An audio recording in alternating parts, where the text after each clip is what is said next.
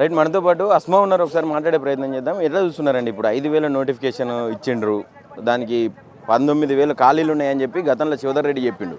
5,000కి ఎందుకు పరిమితమైన, ఎందుకు 5,000కి ఆమోదం తెలిపింది ప్రభుత్వం? ఇప్పుడు రేవంత్ రెడ్డి అనుకుంటే ఈ ఆఫీసర్లు కూడా మాట తప్పుతున్నారు. అసలు ఆఫీసర్లు రేవంత్ రెడ్డి కోసం పనిచేస్తున్నారా లేకపోతే వ్యవస్థ కోసం పనిచేస్తున్నారా?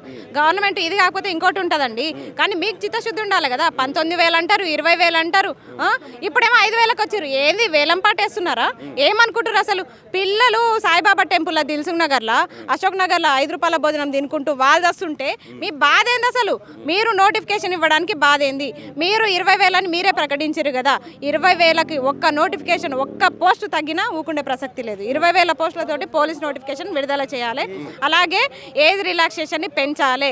అలాగే 100 రూపాయలే ఫీజు ఉండాలి. ఎందుకంటే సెంట్రల్ లెవెల్ ఎగ్జామ్స్కే 100 రూపాయల ఫీజు తీసుకుంటున్నారు. కానీ తెలంగాణ రాష్ట్రంలో దారుణంగా 1000 రూపాయల ఫీజు తీసుకుంటున్నారు.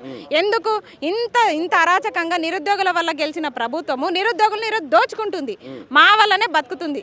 మా వల్లనే మీరు ఎమ్మెల్యేలు, ఎంపీలు, అలాగే రాష్ట్ర ప్రభుత్వం అందరం కూడా బతుకుతున్నారు. రాజకీయ నాయకులు మేము పెడితే భిక్ష పెడితే మీరు బతుకుతున్నారు. పూటకు ఒక అర్హత పరీక్ష పెట్టి ఎగ్జామ్ ఫీజులు వసూలు చేసుకుంటున్నారు. 1000 రూపాయలకు తగ్గుతలేరు. అలాంటిది మీరు ఏజ్ రిలాక్సేషన్ పెంచాలి, 20,000 పోస్టులతో వేయాలి. వాళ్ళకి ఎట్టి పరిస్థితుల్లో పోలీస్ అభ్యర్థులకి అన్యాయం జరగొద్దు.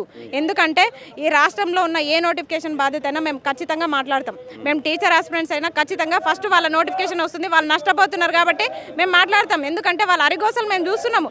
3 సంవత్సరాల నుంచి మా తోటి పిల్లలు, మా తోటి స్నేహితులు ఎంత కష్టపడి చదువుతారో మేము చూస్తున్నాం. ఈరోజు ఆ పిల్లలకి 23 తారీఖు నోటిఫికేషన్ వస్తుందని చెప్పినా కనీసము వాళ్ళకి అసలు అవకాశం లేకుండా, చదువుకునే అవకాశం లేకుండా రోడ్ల పాయింట్ తిప్పుతున్నారు. వాళ్ళని బాధ పెట్టుకుంటా. మిమ్మల్ని విడిచిపెట్టే ప్రసక్తి లేదు రేవంత్ రెడ్డి, చెప్తున్నాము. మీరు చేసే ఉద్యమాల వల్ల, మీరు చేసే నిరసనల వల్ల నిజంగా ప్రభుత్వం ఏదన్నా చలనం వచ్చి దిగే అవకాశం ఉందా? ఎందుకంటే ఇప్పటి వరకు చూసినాము, జరిగిన ఏ ఉద్యమం, ఏ ధర్నా కావచ్చు, ఏ నిరసన కావచ్చు, అణిచేసే ప్రయత్నమే జరిగింది ఇప్పటి వరకు. ఏది కూడా మీరు పూర్తి చేయలేదు. దాంట్లోని పోలీసులను పెట్టి అణిచేయడం, అది స్టార్ట్ కాగానే ఒక 5-6 నిమిషాలలో క్లోజ్ చేసే ఏర్పాట్లు చేయడం, ఇదంతా జరుగుతూ ఉన్నది. మరి ప్రభుత్వం దృష్టికి పోతుందా? అసలు ఎట్లా ఉండబోతాం? ప్రభుత్వం దృష్టికి పోకపోతే తీసుకుపోతాం.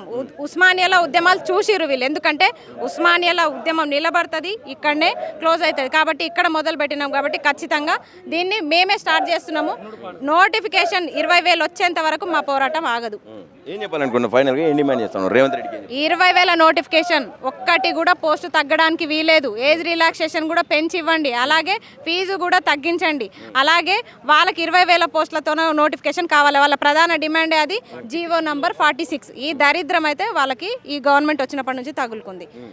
దీన్ని తీసేస్తామన్నారు కదా, ఈ 46 జీవోని. అయినా సరే దీన్ని ఎందుకు పెట్టిరు మీరు? అసలు ఈ జీవోని రద్దు చేస్తామనే కదా ఫస్ట్ ఇచ్చిన హామీ ఇదే, 46 జీవోని రద్దు చేస్తామని. అలాంటిది ఈ హామీని ఎట్లా విస్మరిస్తున్నారు? కాబట్టి ఫస్ట్ ఈ జీవోలన్నీ రద్దు చేసి వాళ్ళకి తక్షణమే 20,000 నోటిఫికేషన్ 23 తారీఖు రావాలి. రాకపోతే మాత్రం ఆ పిల్లలకి ఎవరైతే ఎస్ఐపిసి ఆస్పిరెంట్స్ ఎవరైతే ప్రిపేర్ అవుతున్నారో వాళ్ళందరికీ కూడా మేము మద్దతు ఇస్తాము. ఎందుకంటే తోటి నిరుద్యోగికి నిరుద్యోగే తోడు. కాబట్టి అందరికీ కూడా మేము సపోర్ట్ చేస్తాం. అన్ని నోటిఫికేషన్లకు మేము సపోర్ట్ చేస్తాం, మద్దతు ఇస్తాం.